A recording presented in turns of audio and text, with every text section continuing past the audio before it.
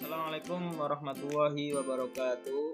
Alhamdulillahilladzi arsala rasulahu bil huda wa dinil haq liyudhhirahu 'alad dini kullihi wa kafa billahi syahida. Asyhadu an la ilaha illallah wa asyhadu anna Muhammadan abduhu wa rasuluh. Qala Allahu ta'ala fi kitabihil karim. A'udzu billahi minasyaitonir rajim. Bismillahirrahmanirrahim. Idza jaa nasrullahi wal fath. Al-ayah. Apa kabar anak-anak sekalian? Mudah-mudahan senantiasa diberikan kesehatan, diberikan kemudahan dalam menjalankan segala urusannya, di dalam menjalankan atau mengerjakan segala aktivitas pembelajarannya. Baik, sebelum kita mulai pembelajaran kali ini, ya, kita lanjutkan materinya tentang perkembangan peradaban Islam pada masa dinasti Bani Abbasiyah. Sebelum kita mulai, ya, dinasti Abbasiyah, marilah terlebih dahulu kita berdoa. Mudah-mudahan dengan apa yang kita panjatkan kehadirat Allah mendatangkan manfaat, ilmu yang kita peroleh bisa bermanfaat bagi sekitar dan kita bisa mengambil ibrah dari sejarah peristiwa di masa lampau. Bismillahirrahmanirrahim. Asyhadu an la ilaha illallah wa asyhadu anna Muhammadan abduhu wa rasuluh. Raditu billahi robba wa bil islami dina wa bi Muhammadin nabiyya wa rasulah. Rabbi zidni ilma warzuqni fahma waj'alni min ibadikas sholihin. Rabbi shrahli sadri wa yassirli amri wahlul 'uqdatam min lisani yafqahu qawli. Selanjutnya adalah perpindahan pusat pemerintahan. Pemimpin dinasti Bani Abbasiyah, ya, Abul Abbas As-Soffa, pada waktu itu tidak mau mengambil istana dinasti Bani Umayyah. Jadi pusat pemerintahan dinasti sebelumnya itu terletak di kota Damaskus. Sedangkan Abul Abbas As-Soffa tidak mau mengambil istananya. Bahkan Abul Abbas As-Soffa mendirikan tempat di salah satu daerah yang terletak di Persia yang bernama Ambar. Dan Abul Abbas juga mendirikan istana sendiri yang dinamakan Hasimiyah. Kemudian Abul Abbas pada waktu itu meninggal dan digantikan oleh Abu Ja'far Al-Mansur. Abu Ja'far Al-Mansur ini termasuk saudaranya Abul Abbas As-Soffa. Masih punya saudara, hubungan saudara, ya. Selanjutnya, ketika Abu Ja'far Al-Mansur ini mengambil tampuk kepemimpinan, Abu Ja'far Al-Mansur mendirikan istana Hasimiyah kedua di Kufah. Nah ini, Abu Ja'far mendirikan istana Hasimiyah kedua di Kufah. Kemudian pada waktu itu muncul banyak pemberontak, diantaranya dari kelompok Ali bin Abi Thalib, yaitu Syiah. Akhirnya mengetahui demikian, Abu Ja'far Al-Mansur berhasil mengatasi pemberontak, sehingga setelah itu pusat pemerintahan pindah ke kota Baghdad. Jadi dinasti Bani Abbasiyah pusat pemerintahannya adalah di kota Baghdad. Adapun khalifah besar dinasti Bani Abbasiyah, kemarin sudah kita bahas, ada banyak sekali khalifah yang hadir atau yang ikut andil di dalam membesarkan dinasti Bani Abbasiyah. Hanya saja dari sekian banyak itu, ada 3 khalifah yang sangat fenomenal. Ada 3 khalifah yang sangat berjasa, bahkan sampai-sampai dicatat di dalam sejarah. Yang pertama adalah Khalifah Abu Ja'far Al-Mansur. Beliau menjabat 136 sampai 158 Hijriah atau sekitar 754 sampai 775 Masehi. Yang kedua adalah Khalifah Harun Ar-Rasyid. Beliau menjabat sekitar tahun 170 sampai 193 Hijriah atau sekitar 786 sampai 806 Masehi. 3. Khalifah Al-Ma'mun. Beliau memerintah dinasti Bani Abbasiyah kurang lebih 198 sampai 218 Hijriah atau sekitar 81 sampai 833 Masehi. Itulah 3 khalifah besar yang ikut andil yang menjadi khalifah yang terkenal di masanya. Selanjutnya kita kaji per pemimpin atau per khalifah. Yang pertama adalah Khalifah Abu Ja'far Al-Mansur. Abu Ja'far Al-Mansur ini merupakan putra Muhammad bin Ali bin Abdullah bin Abbas bin Abdul Muthalib yang lahir di Hamimah ya pada tahun 101 Hijriah. Ibunya bernama Salamah. Abu Ja'far Al-Mansur atau Al-Mansur adalah saudara Ibrahim Al-Imam dan Abdul Abbas As-Sofah lainnya tadi ya. Abu Ja'far adalah peletak dasar-dasar dan sistem pemerintahan dinasti Bani Abbasiyah. Abu Ja'far menjadi khalifah pada usia 36 tahun, di mana usianya saat itu memang usia yang standar atau tidak terlalu tua, sehingga tapu kepemimpinannya mencapai puncak kejayaan. Keberhasilannya dalam menyelesaikan persoalan dalam negeri membawa nama harum pemerintahan dinasti Bani Abbasiyah.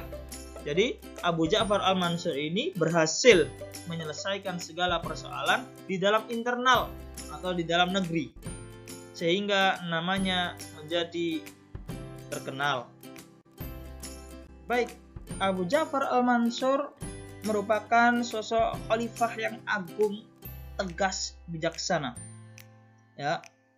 Bahkan jalur administrasi pemerintahan tertata rapi pada waktu itu. Ya.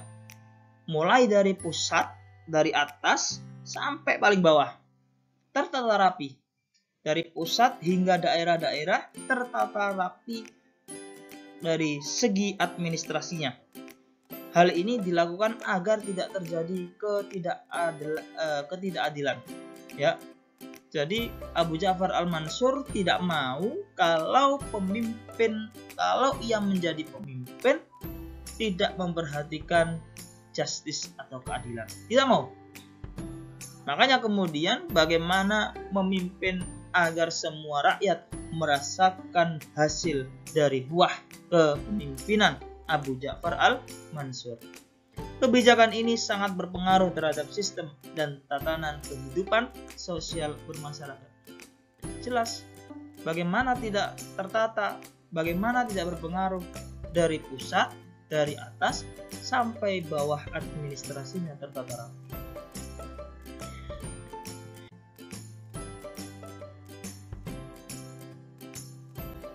Adapun kebijakan Abu Ja'far Al-Mansur, ada beberapa yang membuat Abu Ja'far Al-Mansur ini menjadi khalifah yang tercatat dalam sejarah. Banyak langkah strategis yang dilakukan oleh Khalifah Abu Ja'far Al-Mansur. Yang pertama adalah pengembangan ilmu pengetahuan. Di samping ia sebagai khalifah, Abu Ja'far Al-Mansur juga termasuk pecinta ilmu pengetahuan. 2. Penertiban administrasi pemerintahan. 3. Hubungan politik luar negeri. Ketika di dalam negeri sudah tertata rapi, ketika pemerintahan di dalam negeri sudah baik, akhirnya selanjutnya yaitu menyambung hubungan politik luar negeri. Selanjutnya, pengembangan ilmu pengetahuan. Abu Ja'far Al-Mansur merupakan khalifah yang cinta sekali terhadap ilmu pengetahuan, sehingga kedudukannya, kekuasaannya, hartanya dimanfaatkan untuk pengembangan dan kemajuan ilmu pengetahuan dan peradaban Islam pada waktu itu. Jadi kalau pemimpin sudah tahu bahwasannya ilmu pengetahuan itu adalah hal yang sangat penting, maka itu yang akan diperhatikan. Bahkan tidak segan-segan Abu Ja'far al-Mansur memberikan fasilitas yang luar biasa. Untuk kepentingan itu, ia meminta kepada para ilmuwan guna mengembangkan ilmu yang dimilikinya sebagai kepentingan umat manusia. Dan para ilmuwan pun tidak perlu khawatir karena sejatinya kehidupannya sudah ditanggung oleh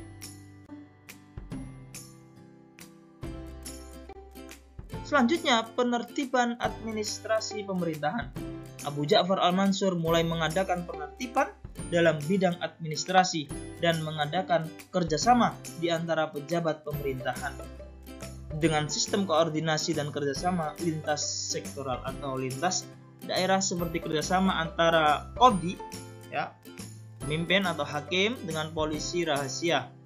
Dan mungkin sekarang polisi rahasia kalau di Indonesia mungkin bisa dikatakan badan intelijen, ya, dengan kepala pajak dan kepala jawatan pos. Apa sih tujuannya? Tujuannya adalah untuk mempermudah pelayanan masyarakat yang membutuhkan jasa, yang membutuhkan bantuan dari dinas, dan membutuhkan ikut andil dari mereka, dari para pemimpin itu, guna menyelesaikan berbagai permasalahan yang mereka. Selanjutnya, hubungan politik luar negeri. Abu Ja'far al-Mansur banyak melakukan hubungan diplomatik dengan negara-negara lain di luar Jazirah Arabia untuk memperluas pengaruh politiknya dan untuk memperkuat posisi di mata dunia lain. Kalau pemimpin ingin terlihat di mata dunia, maka pemimpin tersebut harus memperluas pengaruh politiknya, tidak hanya di dalam negeri, tetapi di kancah internasional di luar negeri, agar negara-negara yang lain melihat, oh ternyata ada sosok pemimpin yang luar biasa pada waktu itu. Banyak pihak yang tidak suka atas keberhasilan dinasti Abbasiyah ini. Di tangan Abu Ja'far al-Mansur banyak pihak, ya, tidak sedikit pihak yang tidak suka atas keberhasilan yang dicapai dinasti Bani Abbasiyah pada masa Abu Ja'far al-Mansur. Sehingga untuk mengatasi itu, Khalifah Abu Ja'far al-Mansur mengirim pasukan untuk menghancurkan orang-orang yang tidak suka, pihak yang merasa tidak suka, tidak sependapat dengan Abu Ja'far al-Mansur. Adapun pada waktu itu muncul beberapa penentang Khalifah Abu Ja'far al-Mansur. Ya, kalau misalnya penentang, kalau misalnya orang tidak suka, itu adalah terkadang menjadi hal yang biasa. Kenapa kok hal yang biasa? Karena terkadang pemimpin berkata A, tidak semua kelompok itu menerima A. Terlepas ada juga yang menerima, tapi ada juga yang tidak menerima. Adapun para penentang ketika Khalifah Abu Ja'far menjabat, diantaranya adalah kelompok Abdullah bin Ali. Mereka terus mengadakan gerakan penentangan, pemberontakan, karena Abdullah pun memiliki ambisi untuk menjadi khalifah. Dalam hal ini Abu Ja'far al-Mansur mengirimkan pasukan Abu Muslim al-Khurasani, sehingga pada waktu itu terjadilah pertempuran antara Abu Muslim al-Khurasani dengan pihak Abdullah di Nisibin. Dan pada waktu itu kelompok Abu Muslim al-Khurasani mendapatkan kemenangan. Yang kedua, Abu Muslim al-Khurasani sendiri, padahal sebelumnya Abu Muslim ini diminta untuk memerangi kelompok Abdullah bin Ali. Namun seiring berjalannya waktu, Abu Muslim sendiri menjadi kelompok penentang. Kenapa kok demikian?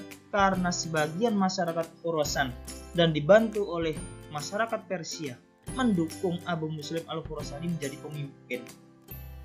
Maklum, karena Abu Muslim al-Khurasani di setiap pancah pertempuran selalu mendapatkan kemenangan. Sehingga mereka, masyarakat Khurasan dan sebagian masyarakat Persia mendukung Abu Muslim al-Khurasani untuk menjadi pemimpin.